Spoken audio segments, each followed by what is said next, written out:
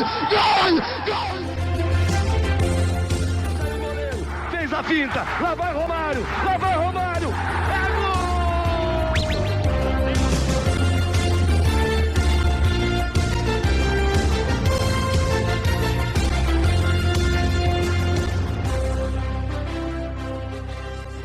Olá, seja bem-vindo você a mais uma edição do ConteCast, o podcast do Conte Verde.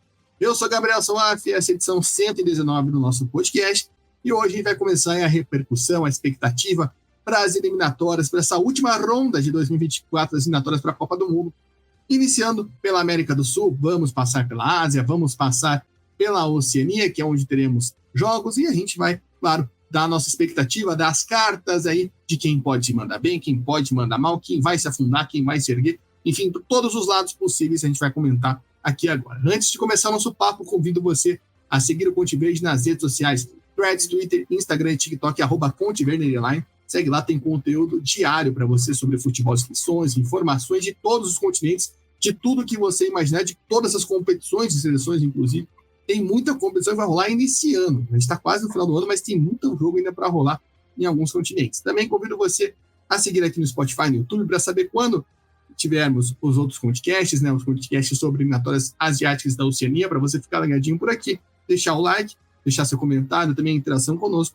E, se possível, apoia.se/ConteVerde com R$10 por mês. Você ajuda a gente a crescer, a impulsionar cada vez mais o nosso trabalho. Não pode ajudar financeiramente? Compartilha com seu amigo esse podcast para a gente chegar mais e mais pessoas. Tá certo? Eliminatórias sul-americanas, a gente chama o Mr. Sudaca aqui do Conte Verde. Ele é o homem, Dudu Nobre, Vinícius do Prado. Dudu, seja bem-vindo a mais uma edição. Última ronda, a gente falou, né, que as eliminatórias sul-americanas têm essas características, né? São 18 rodadas divididas em 3 terços. Um terço no passado, do outro terço agora, e a gente vai encerrar para o sprint final a partir de março do ano que vem. O que você espera aí desses últimos jogos em 2024, antes da gente iniciar a corrida final de fato pelas vagas da Copa do Mundo? Seja bem-vindo mais uma vez, meu irmão. Fala, Soaf, ouvintes do ConteCast, na área aí para mais um programa, né, nesse finalzinho de ano aí das eliminatórias sul-americanas. E a expectativa é da gente saber como é que vai ficar aí nesse segundo terço o famoso blocão intermediário, né? A gente vem falando aí ao longo das edições que vão se criando os blocos, né? Então a gente tem aquele bloco mais acima das seleções ali que só precisam dar aquele toque para confirmar a vaga na Copa do Mundo, outras que estão bem mais atrás, que é o bloco de baixo ali, né? E tem um blocão intermediário que ninguém é de ninguém. Então essas duas rodadas aí, fechando essa ronda, vão ser interessantes para a gente saber quem vai com essa moral aí para essa virada de chave rumo ao sprint final. Mas o olho está apontado para o blocão intermediário, que é ali que vão ter as grandes disputas dentro dessa ronda das eliminatórias. Esse blocão ali que vai desde o Brasil até a Venezuela, né, que esse sobe e desce danado, uma hora tá todo mundo mal, outra hora tá bem. O Brasil é um fato, a Venezuela na outra ponta é outro. E tem as duas seleções que podem, né, deixar encaminhadas. Ainda não podem matematicamente classificar. Eu fiz esses cálculos aqui, né, tentei, ainda não dá para a Argentina e para a Colômbia se classificarem nessa rodada, mas podem chegar muito perto, porém, tem principalmente um jogo ali bem difícil cada um. Então vamos passar como está as eliminatórias nesse momento. Começou o segundo turno, a Argentina lidera com 22 pontos, a Colômbia vem na segunda colocação com 19, o Uruguai ainda está na frente do Brasil com 16, fica na frente pelo saldo de gol, o Brasil tem 4, está na quarta colocação também com 16, Equador em quinto com 13, Paraguai em sexto com 13, o Equador fica na frente pelo número de vitórias, a Bolívia é a sétima colocada com 12 na zona de repescagem, Venezuela em oitavo com 11 pontos, aí o Peru é o nono colocado com 6, o Chile em décimo com 5. Nessa rodada vamos ter Venezuela e Brasil, Equador e Bolívia, Paraguai e Argentina, Peru e Chile, Uruguai e Colômbia. Essa é a 11ª rodada. Todos os jogos acontecendo, os 3 primeiros na quinta-feira, dia 14, os outros 2 na sexta-feira, dia 15, no feriadão. E na 12ª rodada, todos os jogos dia 19, terça-feira. Bolívia, Paraguai, Colômbia, Equador, Argentina e Peru, Chile e Venezuela, Brasil e Uruguai. Então, se você já está acostumado, nosso prévia é sempre de acordo com a tabela. Então, vamos passar pelas seleções, começando pela líder Argentina. Como falei, Dudu, a Argentina não pode se classificar matematicamente nessa rodada, porém, pode, né, chegar muito próximo da classificação. Caso desses 2 jogos, já abre ali, né, 15, 16 pontos para ficar caso de tropeço, enfim, pode abrir uma larga vantagem para quem está lá atrás. Né, a gente teve a convocação do Scaloni, a gente teve o retorno aí do Dibu Martínez, agora eleito novamente o melhor goleiro do mundo, ele que estava suspenso na última convocatória. Teve também a estreia aí do Enzo Barrenechea, do Valência, né, novidade da convocação do Scaloni, ele que é um jovem, tá vindo jogou nas categorias de base argentina, uma novidade nessa convocação, além dos retornos do Garnacho, né, que estava de fora da última convocação, e também do Castellanos. Dudu, o que você vê dessa Argentina? Tem um jogo muito difícil contra o Paraguai em Assunção, né? A gente está na guarda, acho que tem tudo para ser um dos melhores jogos dessa rodada, pelo que o Paraguai vem apresentando, o Alfaro vem fazendo por lá. E um jogo, vamos dizer assim, que se não for para classificar para a Copa, é para fazer a festa contra o Peru. Esse jogo está marcado, até onde eu vi, está para a Bomboneira, não sei se vai ter show no Antônio Nunes, não sei qual que é a razão, se é a Taylor Swift interferindo de novo, assim como foi ano passado.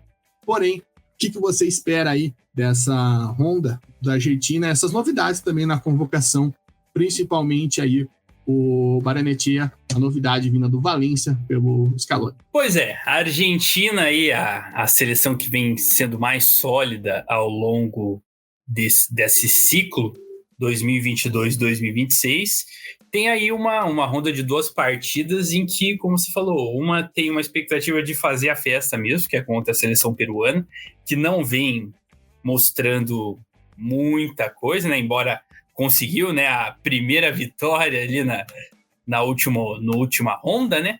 Na 9ª rodada, mas ainda assim é muito pouco, né? Para encarar uma seleção como a da Argentina, realmente não oferece assim grandes riscos. Mas é fato que o jogo contra o Paraguai no Defensores del Chaco, até pelo momento, pode gerar algum certo desconforto para a seleção do Scaloni. Vale lembrar também que a Argentina teve alguns percalços durante as eliminatórias em alguns duelos específicos. Não na campanha em si, mas, por exemplo, o duelo contra a Colômbia e também a derrota para o Uruguai lá atrás, né, são sinais de que, né, pode acontecer algum tropeço no caminho. Então é preciso ter bastante atenção, porque esse jogo é chave para o adversário, então a Argentina vai ter que ir mais na maciota ali, na malandragem, né? Dentre a convocação e os nomes, né, citados, acho que a volta do Dibu Martínez é muito importante. A gente sabe que tem outros atletas ali que fizeram a função ali no gol, mas o Dibu é aquele cara que traz a confiança, traz esse know-how até agora de ser eleito novamente o melhor goleiro do mundo. Então, mas acredito que pela própria postura dele, segurança, e por ter toda aquela catimba, aquele jeito natural dele ali, acaba intimidando de certa forma os adversários. Isso pode ser um ponto positivo aí nessa ronda, principalmente no duelo contra o Paraguai, que vai ser mais complicado.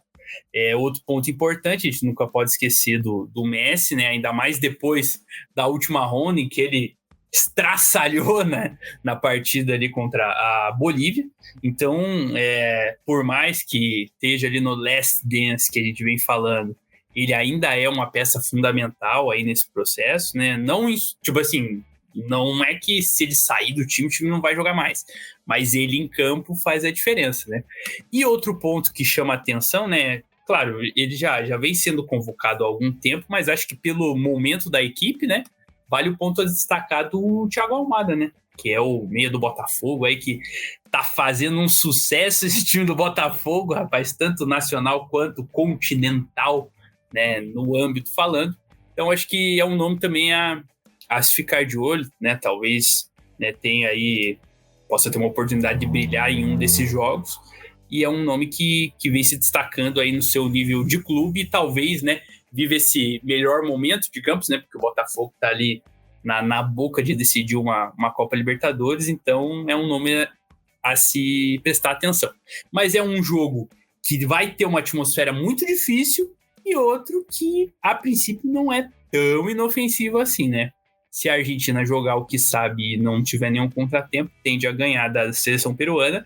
Contra o Paraguai, aí vai depender muito de como é que vai estar o dia, como é que vai estar o adversário e como é que a a Argentina vai conseguir lidar com essa situação desconfortável de jogar fora de casa com um adversário que precisa vencer. Pois é, gostei que você tocou no ponto do Almada, porque é realmente bem interessante a manutenção dele, né, dentro do Botafogo na seleção. Ele é um cara que foi campeão. Talvez se esperasse uma outra trajetória de carreira para ele, mas ele mesmo estando no futebol sul-americano, mesmo atuando no Botafogo, ele consegue se manter, né, consegue se estabelecer na seleção argentina.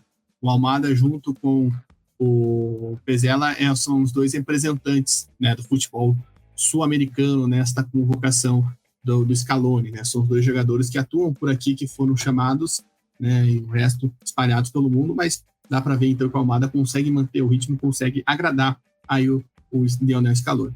Vamos passar para a Colômbia. A Colômbia, a gente sabe aquela questão, né? A gente já está acostumado, a gente já sabe quais seleções que divulgam com antecedência a convocação e as outras que mandam mais em cima. A Colômbia ainda não convocou. Eu vou até dar uma pesquisa aqui só para confirmar, porque eu vi que não tinha, né? Vai que saiu do nada agora, né? Mas acredito que não. Mas, enfim, a Colômbia que vem nessa liderança, né? Pode chegar aí a passar a Argentina, dependendo dos resultados. O que você vê aí, Dudu, para essas duas partidas da Colômbia, né?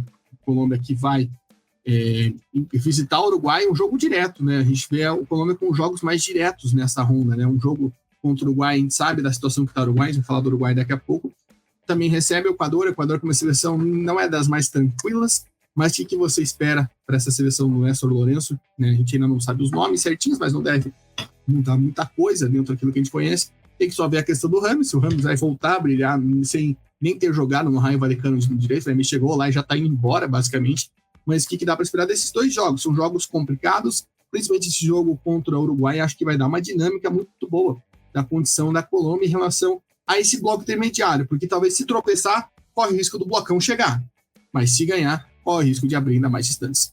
Corre o risco não, abre mais distância, ainda bem para os nossos irmãos cafeteiros. Exatamente, é um cenário interessante dentro dessa disputa, né? A Colômbia vem mostrando futebol para se colocar num bloco mais superior em relação a esse intermediário que a gente vem falando, né?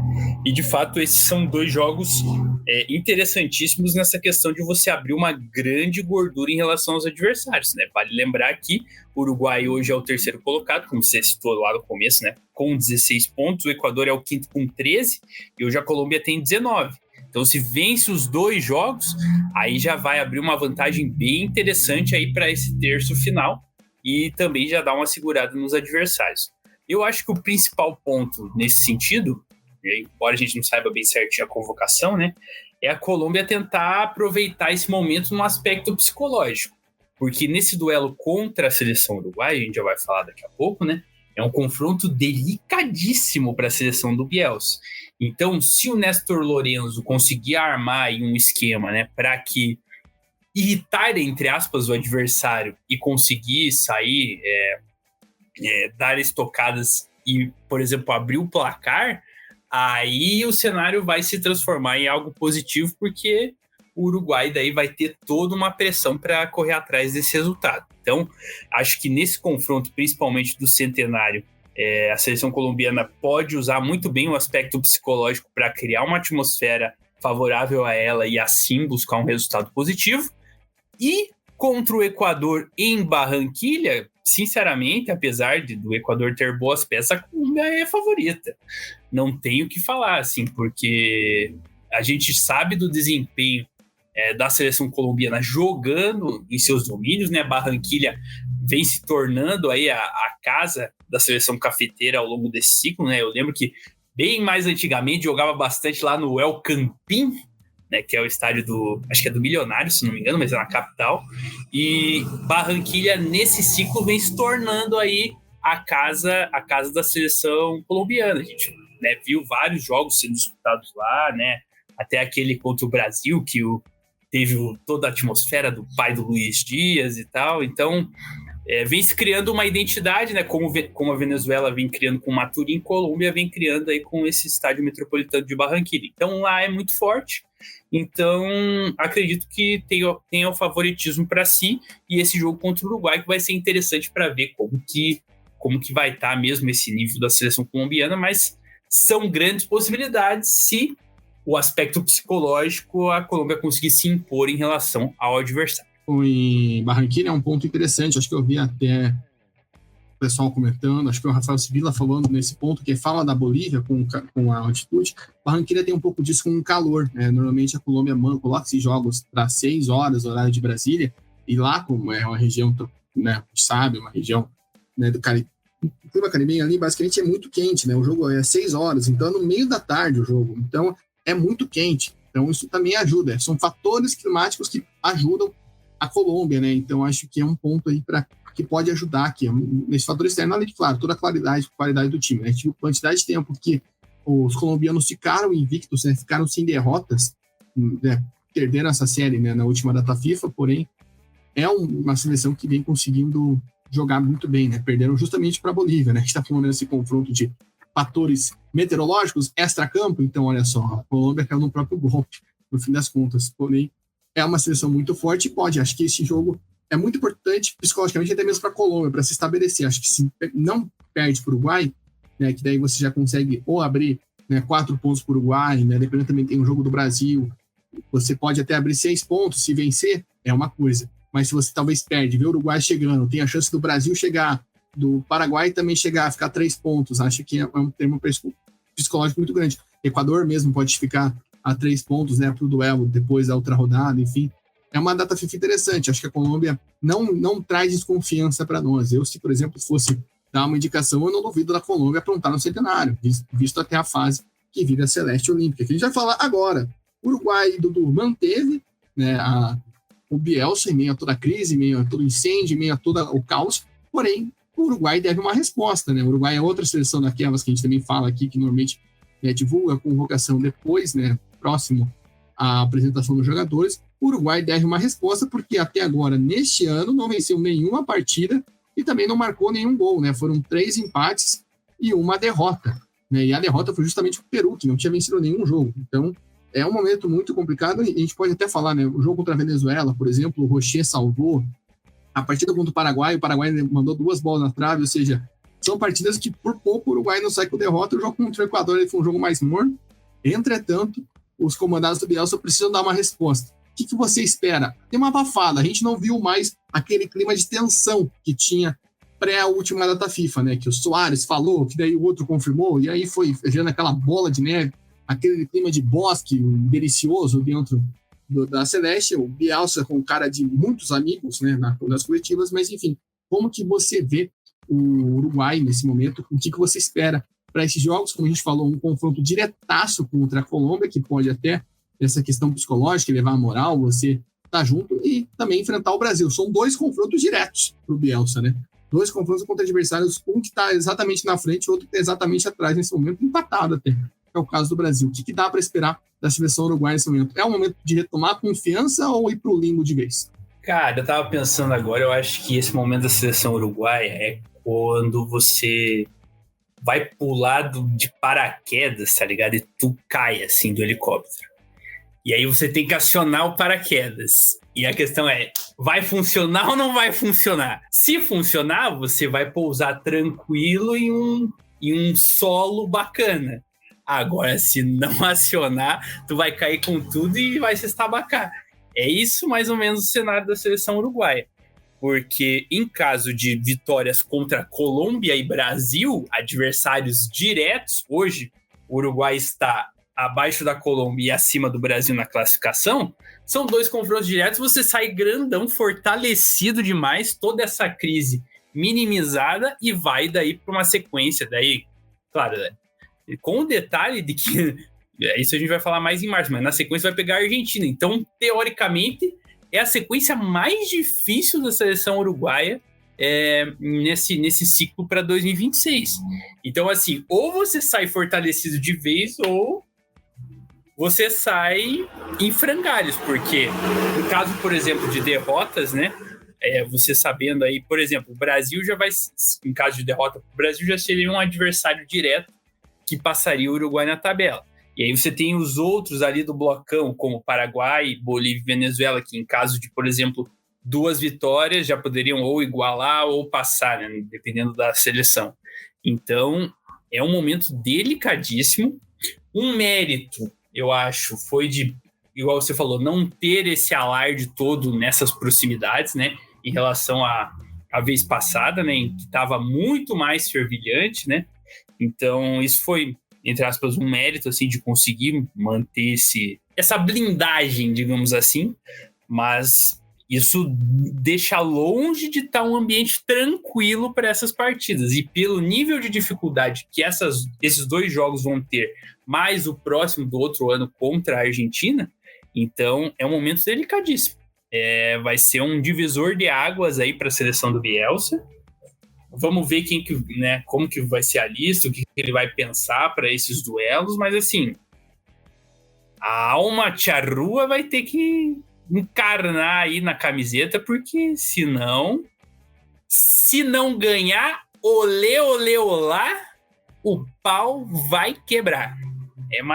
É isso aí, não tem muito o que falar, não.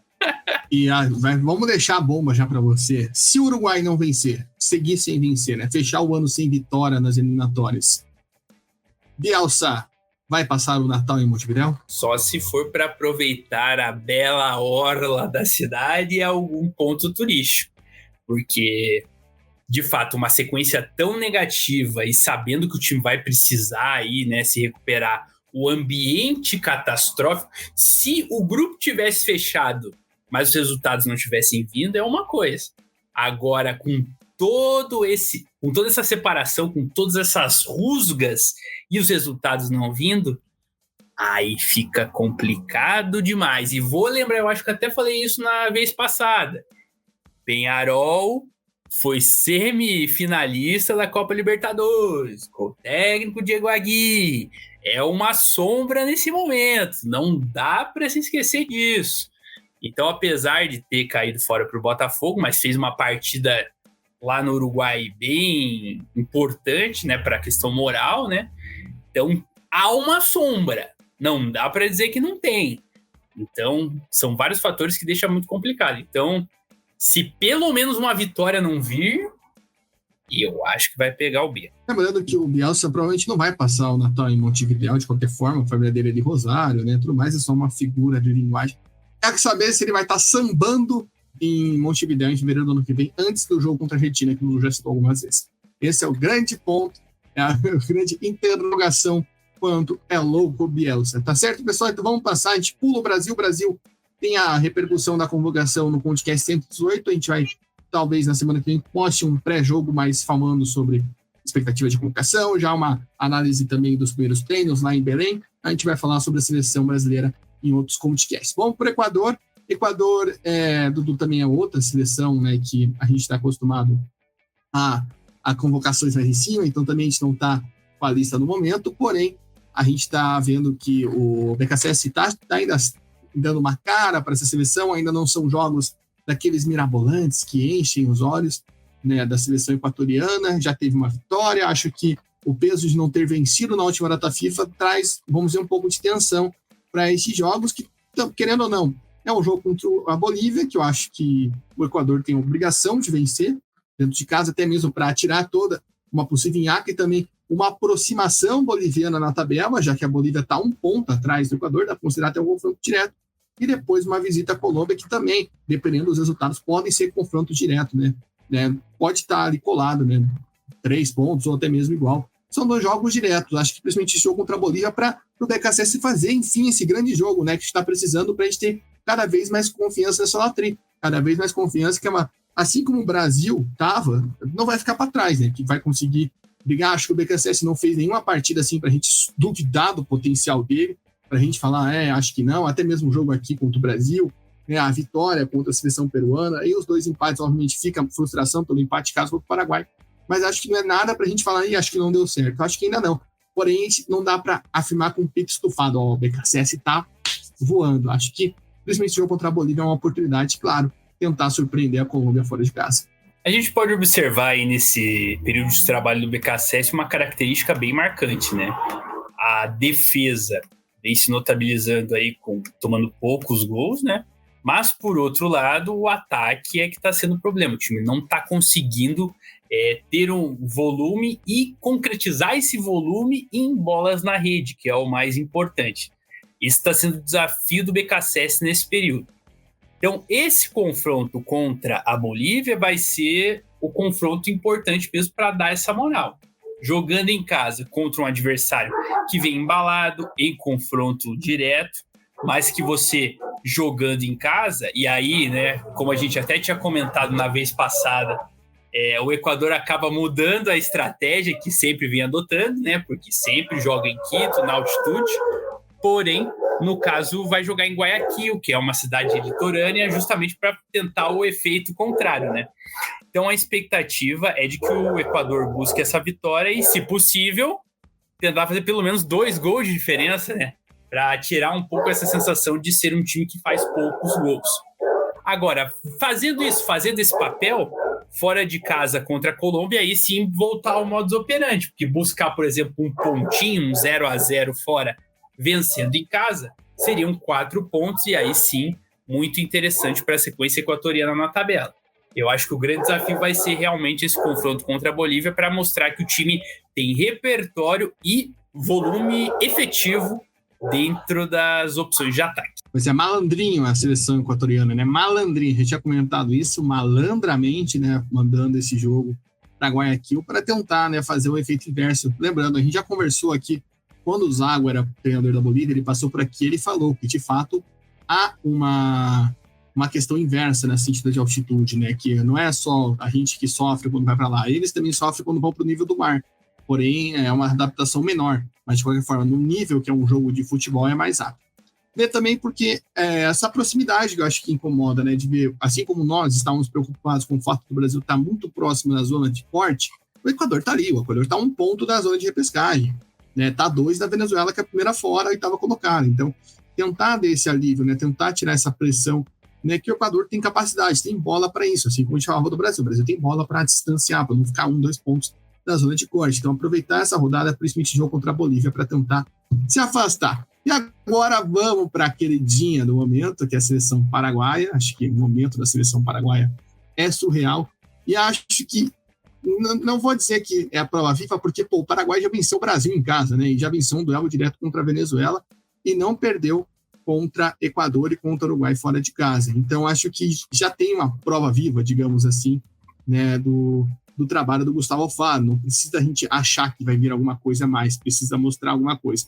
Porém, essa partida contra a Argentina é fundamental, né? Acho que é um momento, você vem com 2 vitórias dentro de casa, com uma invencibilidade de 2 jogos, você conseguindo entrar na zona de classificação, você encara a Argentina e o Paraguai mostra futebol. Não é questão que o Paraguai ganhou do Brasil com um gol por acaso, empatou fora de casa com um ferrolho danado, conseguiu a vitória de Venezuela de virada contra a Venezuela, perdão, num acaso do destino, não. É um trabalho muito bem feito do Gustavo Alfaro. E chegou o momento de encarar a campeã do mundo em Assunção, né? Eu lembro que nesse duelo no primeiro turno foi a estreia do Garneiro, inclusive, né? O Garneiro teve essa belíssima missão de estreia, primeiro confronto dele, e agora, né, tem essa missão aí de receber a Argentina num jogo. Estava brincando com o Dudu que, se o Paraguai ganhar, Assunção vai afundar no Rio Paraguai, né? Vai ser uma loucura aquela cidade. E, claro, o duelo contra a Bolívia, um duelo direto. O Paraguai está 1 ponto à frente da Bolívia, dependendo da situação, pode chegar a mais, menos, enfim, empatados. Mas é um duelo direto, e além do fato da Bolívia ir ao alto, está muito bem, né? Conseguiu vencer todos os jogos até agora. Então, o Paraguai tem essa pressão da altitude, mas o Alfaro vem fazendo um trabalho para a gente confiar mais. Saiu a convocação internacional, que a gente diz, né? Tem alguns jogadores locais, ainda não está fechado quem vai ficar, quem vai embora, mas a gente vê nomes que já estão acostumados: o Balbuena, o Gustavo Gomes, o Gatito, né? Tem o Galarza, que para mim me surpreendeu ao retorno dele, não tinha sido convocado, o Vila Sante, o Bobadilha do São Paulo, a presença também do Pita, do Antônio Sanabria, que foi o grande destaque, né, da última data FIFA, além dos craques Enciso e também do Almiron. Romero também convocado mais uma vez.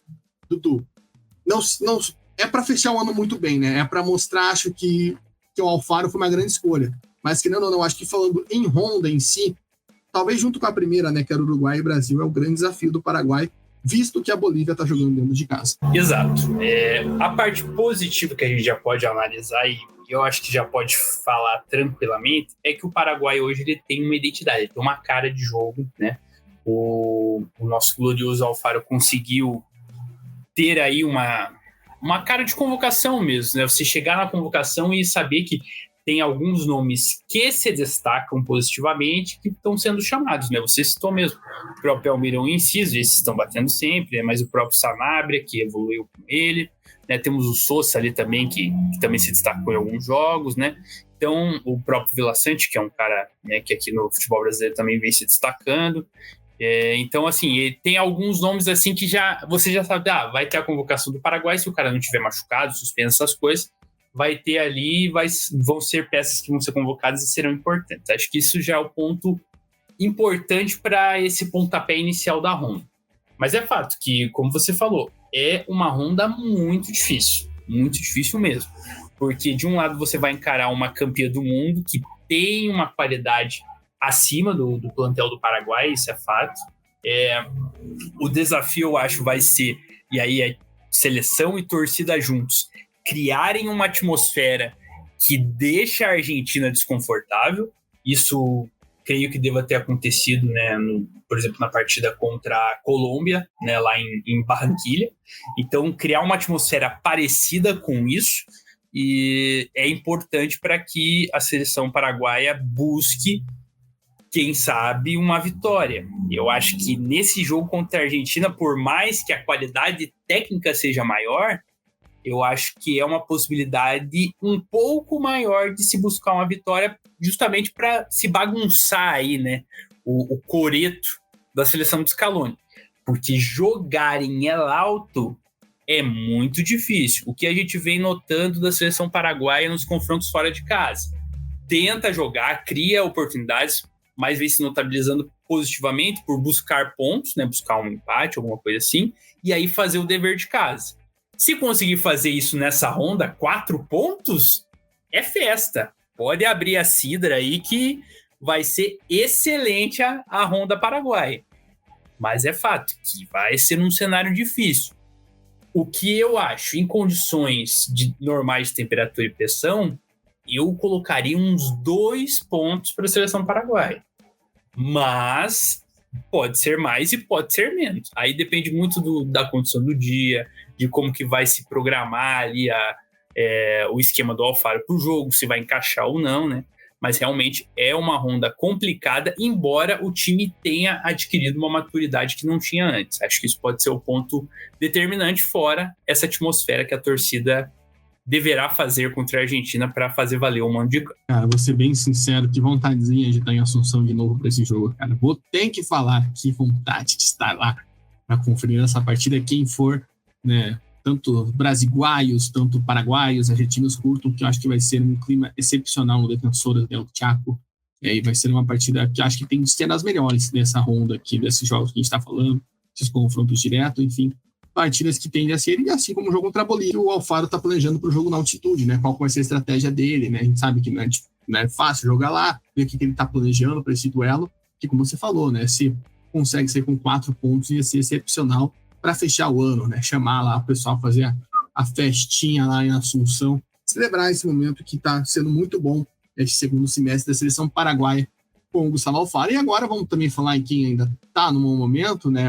Que é a seleção boliviana, do Oscar Villegas, né? Eu, inclusive, vi hoje, né? Está gravando esse podcast na quarta-feira, dia 6, a foto do Miguelito chegando lá já, né? Ou seja, aquilo que a gente está falando, acho que a Bolívia também ganha em relação às outras seleções, por ter jogadores que talvez não estejam em protagonismo nas suas equipes, principalmente fora da Bolívia, né? Você tem eu esqueci o nome do zagueiro da Ponte Preta, mas ele não é titular. Você tem o Miguelito, tem jogadores da base do Santos, você tem outros jogadores que não necessariamente atuam nas principais equipes, e eles estão liberados com antecedência, não apenas na segunda-feira, como são nas outras seleções, e o Oscar Villegas consegue fazer um trabalho melhor, isso é importante. Então, a Bolívia tem todos os fatores, além da altitude, para conseguir muito bem.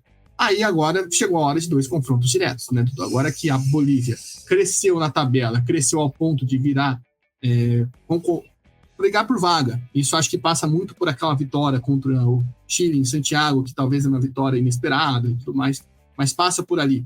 Agora é a hora de encarar 2 seleções. Vai ter essa pegadinha do malandro Gugu e Iê do Equador enfrentar em Guayaquil, mas tem um jogo em casa contra a Assunção. 2 adversários diretos.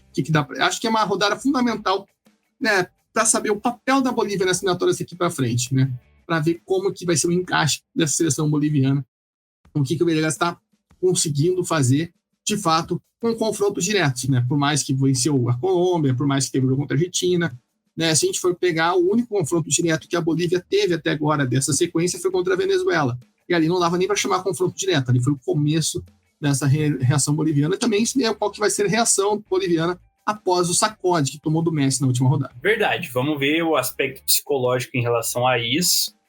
Eu acredito que não teria tanto peso assim, porque a gente já sabia que o jogo contra a Argentina fora de casa é um jogo fora do seu planejamento, assim. Se você conquistar um ponto, ótimo, senão era o que já era esperado. Então, a expectativa é da Bolívia retomar o seu processo, né? Sobre a questão do Miguelito, estava vendo aqui também algumas notícias tanto do Brasil quanto da Argentina, veio aqui do Diário Olé, e foi interessante que o Miguelito já está lá em La Paz e tal, porque ele teve um problema aí nesse meio tempo, que foi uma infecção gastrointestinal, rapaz. O famoso, né, revertério, a princípio aqui, segundo o Diário Olé, ele perdeu, se eu não me engano, 6 quilos, cara. Então, assim, foi um negócio surreal, assim. Então, bom que, a princípio, se ele for para lá, é que ele pelo menos se recuperou dessa parte mais delicada, né? Então, vamos ver como é que vai ser a avaliação dele lá, mas realmente é algo importante ter esse jogador que, se no Santos não tá tendo, assim, grandes oportunidades, na seleção boliviana vem se notabilizando como um dos caras aí dessa remontada. E é uma ronda muito interessante para a seleção boliviana, porque o jogo fora de casa, apesar dessa pegadinha do malandro, é um time, uma seleção equatoriana que está meio inconstante, ainda não engatou uma quinta marcha, contra a seleção boliviana, que apesar do tropeço contra a Argentina, vem em ascensão. Então é uma possibilidade de você roubar pontos do adversário jogando fora de casa. E aí você vem para El Alto, onde a seleção de La Verde vem se notabilizando como um bicho-papão. Encarar um confronto diretaço contra o Paraguai, onde há uma possibilidade de vitória, então nesse caso há uma possibilidade de 4 pontos, no mínimo aí. Então se conseguir 4 ou até 6, né, dá para buscar, é viável. Mas entre aspas, como eu falei, em condições normais de temperatura e pressão, a ideia seria mais ou menos uns 4 pontos aí. Acho que um empate contra a seleção equatoriana e buscar essa vitória contra o Paraguai pela força da altitude e também pela qualidade do time que está vindo num bom momento, né? Então seria a oportunidade aí de talvez deixar alguns adversários para trás e criar uma mini gordura, digamos assim, dentro desse blocão. Então é uma ronda interessantíssima para a Bolívia nesse sentido. Vamos ver como é que o Villegas vai trabalhar essa questão, mas possibilidades boas de pontuar aí nessas duas partidas. Pois é, possibilidades boas. É o Luiz Aquim, que era o zagueiro da Ponte Preta, que eu fugi o nome, né? Ponte na situação delicada, mas ele segue sendo convocado. Né, vamos ver, acho que tem esse ponto interessante, 2 confrontos diretos. A Bolívia pode ir também pensando em pontuar para o Equador. Acho que também tem possibilidade no trabalho que faz o Villegas dentro dessa reformulação que foi a seleção boliviana. Acho que é isso. É a rodada para se manter ali. Se a Bolívia consegue fazer 3, 4 pontos, ela vai se manter na briga. Se por acaso ela perde 2 jogos, aí já mostra que vai ficar um pouco para trás, dependendo do que acontecer com ela. A Vinho Tinto, a Venezuela, 8ª colocada, que também chega no momento de pressão, né? Já são mais 6 rodadas sem vencer nas eliminatórias, já somando ano passado, 1 ano sem vencer nas eliminatórias. Né? Teve a questão da Copa América, que estava todo mundo calado, feliz, contente, achando que ia vir uma campanha histórica. Veio uma campanha histórica, né? 100% de aproveitamento na fase de grupos, mas uma eliminação tanto quanto melancólica contra o Canadá. E depois disso, a seleção do Fernando Batista não conseguiu vencer nas eliminatórias, né? Fez boas partidas, principalmente contra o Uruguai, contra a Argentina, dentro de Maturim, e ganhou de presente enfrentar mais uma seleção campeã do mundo em sequência em Maturim, dessa vez o Brasil.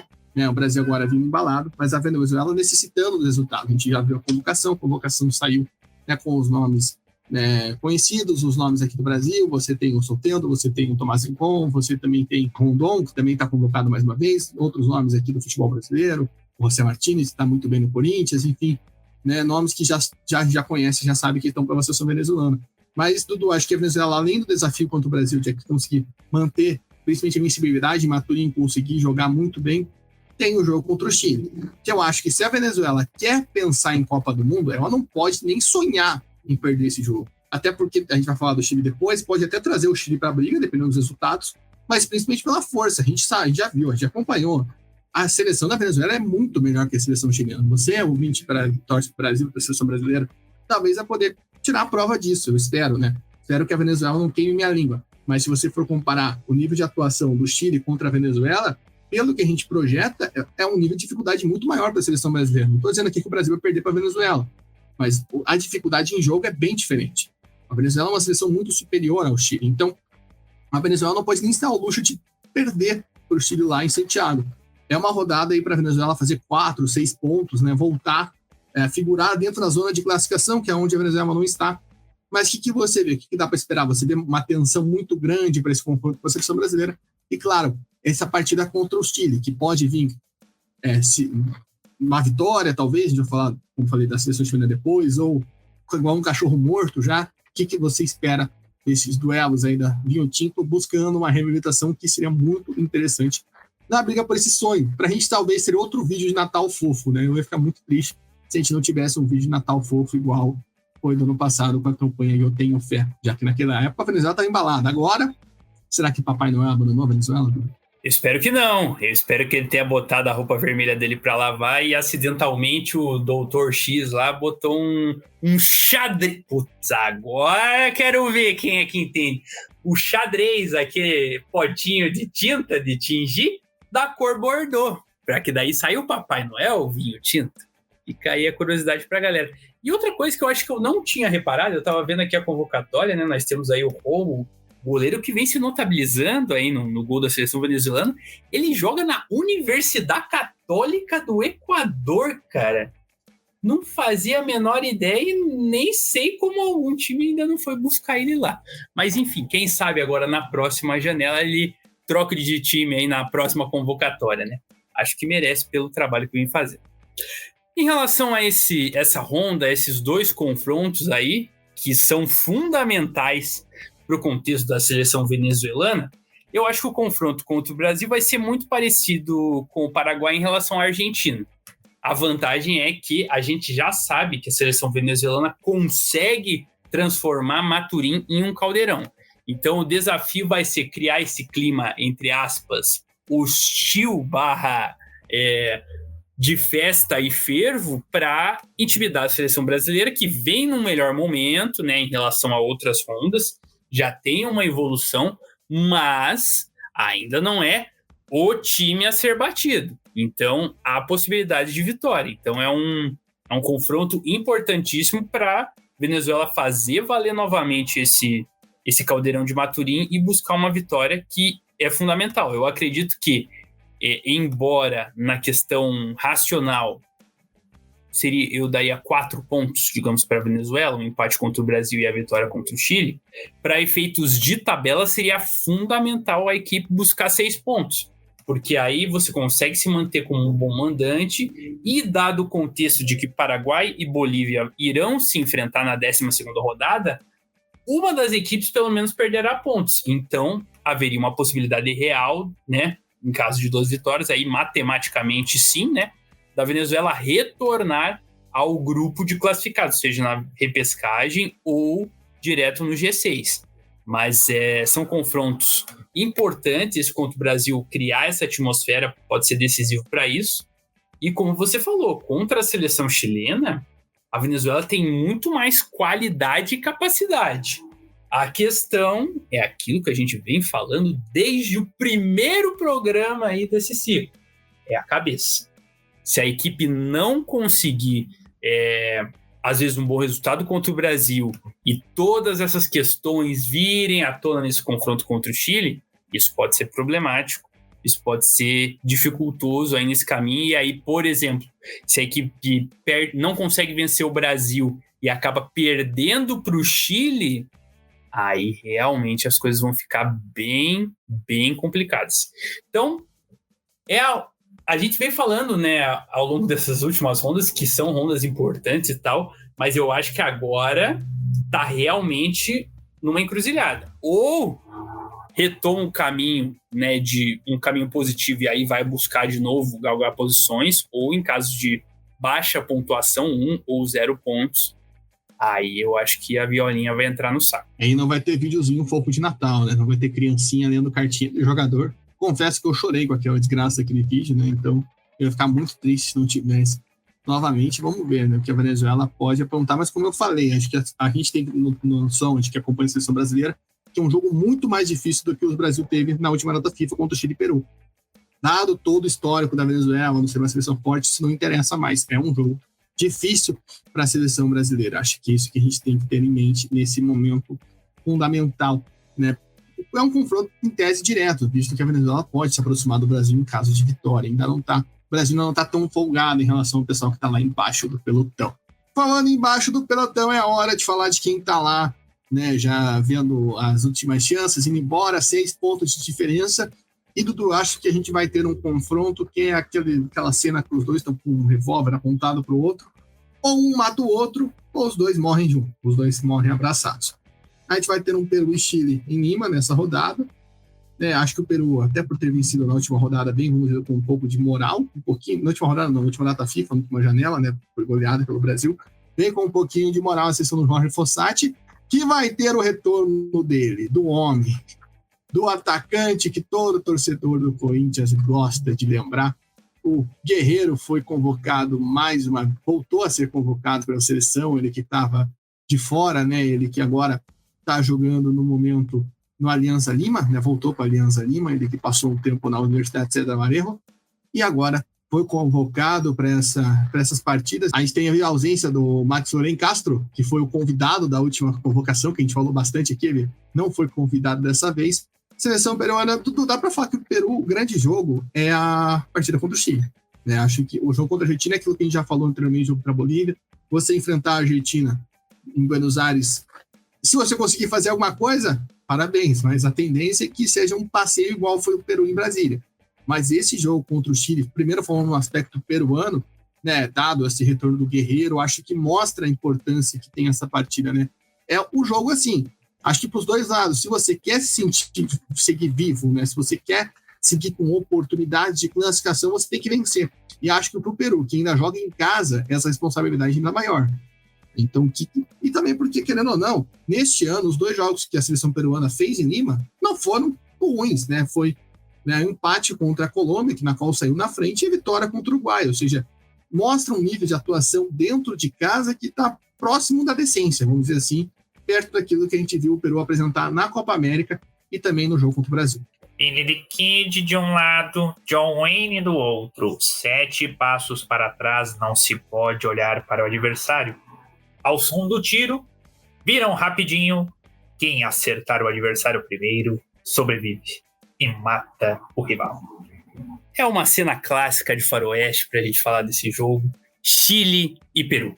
Peru e Chile, no caso, que é da seleção peruana. Ali é um confronto direto, é um confronto em que os dois já estão quase mortos. Mas quem vencer realmente mata o adversário de vez e vai tentar uma sobrevida aí na sequência. É o confronto-chave, né? Contra a Argentina vai ser uma frase bem curtinha, né? Se conseguir alguma coisa, é lucro. Mas a tendência, como você falou, é um passeio da seleção do Scaloni. No caso do confronto direto ali entre seleção peruana e Chile, é o confronto-chave. Curiosamente, né? A seleção peruana vem com moral, vem com alegria por ter vencido um jogo na última ronda, né? Vamos ver se vai fazer valer aí o fator casa. Com certeza você contar com o Paulo Guerreiro, apesar de, né, não ser o mesmo dos tempos áureos, né? Mas ainda assim é um referente, acho que pode ajudar, principalmente nesse duelo importante, já que do outro lado, teoricamente, um dos referentes, tá com um chabu do tamanho do mundo para resolver, né? E não vai atuar, né? E a seleção peruana tem o seu referente aí, que vai ser o Paulo Guerreiro, que pode ajudar, seja em campo ou dando aquela moral. Mas, de fato, vai ser um confronto decisivo, né? A expectativa é de um jogo ruim, mas vamos ver quem que vai conseguir acertar mais o alvo adversário. Então, é um confronto de faroeste mesmo para a gente ver. Vamos ver, então, se a seleção peruana consegue aproveitar essa vitória em casa para fazer realmente repetir uma atuação legal e buscar uma vitória contra a seleção chilena. A gente sabe que o desafio da seleção peruana é o ataque, então talvez a criação, na verdade, né? Porque às vezes você tem o Guerreiro lá e a bola não chega para ele, aí também nem cavalo aguenta, como diria Luiz Chulapa. Então é um confronto direto, não tem muito o que falar. Vamos ver aí quem que vai sair melhor, mas é um confronto autodestrutivo ou de sobrevivência, né? Vamos ver quem que vai se sair melhor aí nesse duelo de tiro rápido.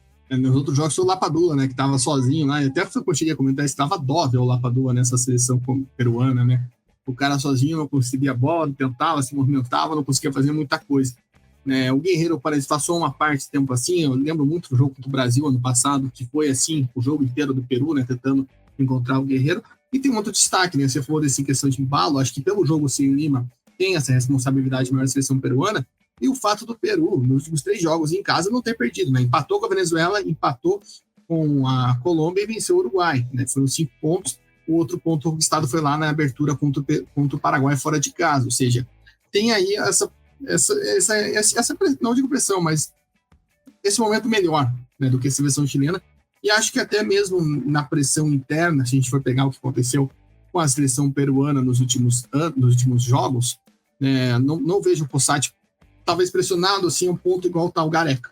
A gente sabe que, óbvio, o Peru não vive o melhor momento da história, né? Acho que foram 2 eliminatórias aí, uma que foram para repescagem, uma com classificação, outra não. Aí tem mais um ponto curioso, né, que a gente tem que lembrar, o retorno do Gareca Lima, né, depois de tudo que aconteceu. Da novela também, que foi no final do ano passado, a possibilidade de retorno do Gareca, né? Foi quase um Big Brother. O Gareca tá em Lima, então o Gareca vai voltar para o Peru. Aquelas notícias eram espetaculares. O Gareca foi dar uma palestra em Lima, todo mundo achou que ele ia fechar com a seleção. Foram grandes momentos. E agora tem esse reencontro. E o Gareca que chega aonde ele se consagrou no futebol de seleções, né, com a corda, com a água, com tudo no pescoço, né? Comprou de vez a briga, não chamou os veteranos. Não tem o Vidal na seleção, não tem Isla, até mesmo Paredes, que saiu da convocação, né, da última vez, alegando problemas físicos, e assistiu o jogo contra a Argentina, do lado do Vidal, não foi contra a Argentina, foi o jogo contra a Colômbia, perdão. Ele assistiu ao lado do Vidal numa live, né, ele não foi convocado. Paredes, a gente teve aí a novidade que foi a convocação do atacante do Grêmio, o Aravena, né, foi convocado pela primeira vez pela seleção chilena, mas ainda vem essa questão, né? E assim, Dudu, acho que a situação do Chile é um pouco diferente do Peru, além de, claro, toda a pressão, mau momento, acho que é pior, porém, ao ponto que depois tem um jogo em casa contra um adversário que pode ser direto. Por exemplo, se o Chile ganhar os 2 jogos, o Chile consegue encostar na Venezuela, e dependendo dos outros resultados, consegue encostar na zona de classificação. E vamos dizer assim que, em condições, talvez, de temperatura normal, não seria um absurdo o Chile vencer o Peru fora de casa e vencer a Venezuela em casa. Mas o momento da seleção chilena mostra que não dá para ter confiança nenhuma nisso. Mas pode acontecer.